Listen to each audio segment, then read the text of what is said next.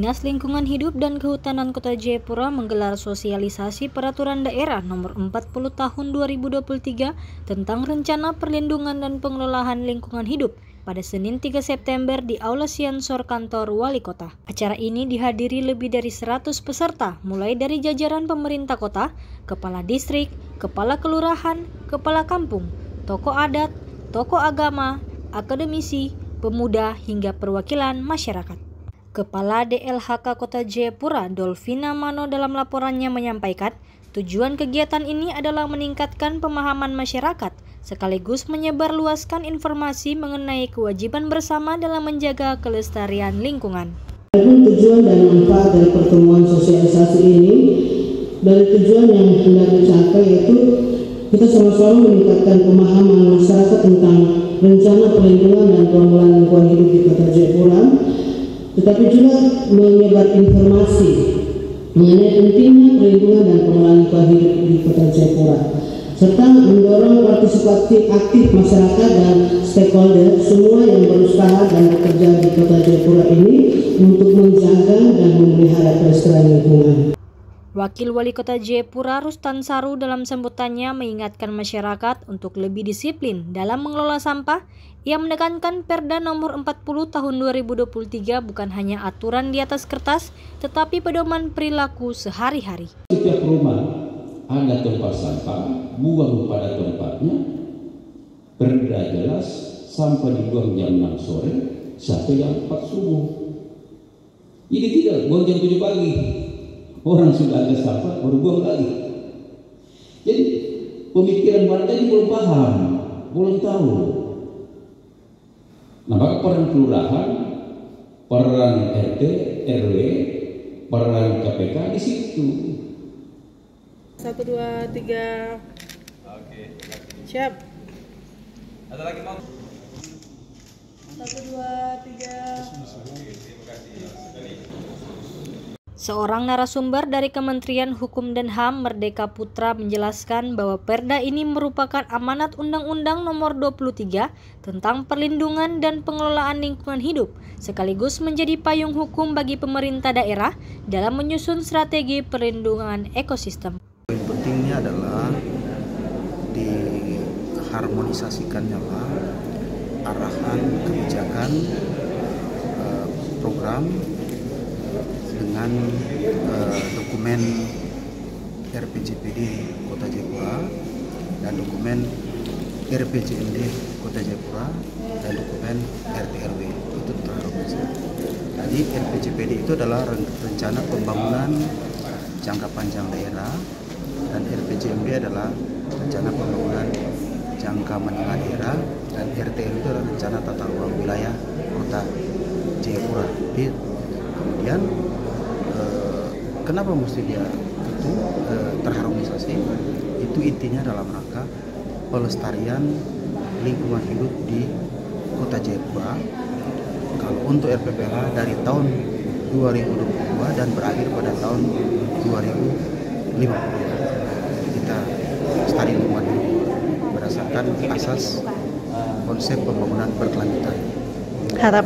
Intinya kami berharap dari pertemuan sosialisasi ini tanggung jawab untuk perlindungan dan pengelolaan lingkungan hidup menjadi tanggung jawab kita semua, sehingga kita menghadirkan dari pihak OPD terkait, teman-teman dari pejabat dari tingkat distrik dan kelurahan, dan juga stakeholder, akademisi, juga dengan pemerhati lingkungan, sehingga dari tokoh masyarakat, tokoh adat, tokoh agama, kita berharap bahwa sosialisasi ini bisa mereka juga lanjutkan kemana mereka ditempatkan, ya, sehingga informasi tentang peraturan ini bukan hanya kepada pemerintah, tetapi juga harus semua masyarakat mengetahui informasi atau sosialisasi tentang peraturan nomor 40 tahun 2023 tentang perlindungan dan pengelolaan lingkungan hidup.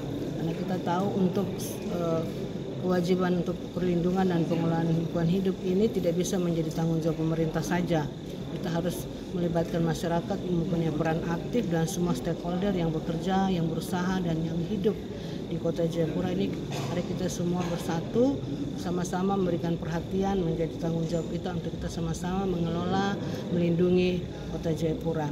Jayapura melakukan sosialisasi tentang rencana perlindungan dan pengelolaan lingkungan hidup. Ini penting karena di kota Jayapura ini penduduk semakin bertambah setiap saat.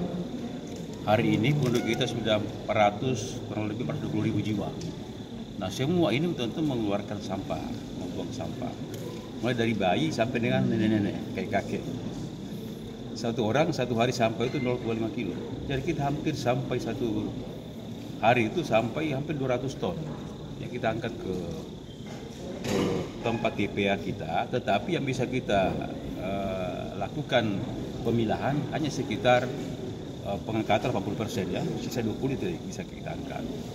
Nah, untuk itu perlu dilakukan sosialisasi kepada masyarakat. Salah satu apa isinya? Sampah ini harus kita kontrol dan kendalikan. Satu, sampah harus dibuang pada tempatnya. Jam berapa dibuangnya? Dibuang jam 6 sore sampai jam 4 subuh di tempat pembuangan sampah.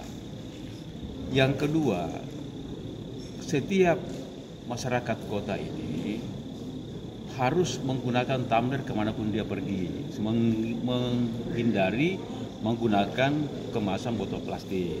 Karena hampir semua peristiwa di kota ini ketika terjadi hujan dan banjir yang menutupi saluran, menutupi sungai, kali adalah sampah plastik. Ini fakta setiap minggu kita bersihkan di kali Yotepa, kali Napre, kali Siborongkoni dan seterusnya. Dan bahkan bukan itu, kita punya teluk ini sudah tercemar, termasuk di Kali Aceh, tercemar dengan barang-barang itu. Maka harapan pemerintah, masyarakat ketika berbelanja juga membawa kantong dari rumah, bukan kantong plastik, tapi keranjang dari rumah untuk mengurangi sampah plastik. Karena kalau bicara tentang pembentukan itu ada dua, apakah dia itu karena atribusi atau delegasi. Bicara atribusi itu kan kewenangan yang diberikan oleh Undang-Undang Dasar langsung. Kalau tentang delegasi ini perintah dari undang-undang terkait. Ini kan kalau kita melihat membaca ketentuan menimbangnya bahwa Perda ini merupakan delegasi dari pasal 10 ayat 3 Undang-Undang 32 tahun 2009. Mengapa perlu Perda ini dibentuk? Ini sebagai dasar hukum atau payung hukum bagi pemerintah daerah dalam melaksanakan rencana perlindungan dan pengelolaan lingkungan hidup.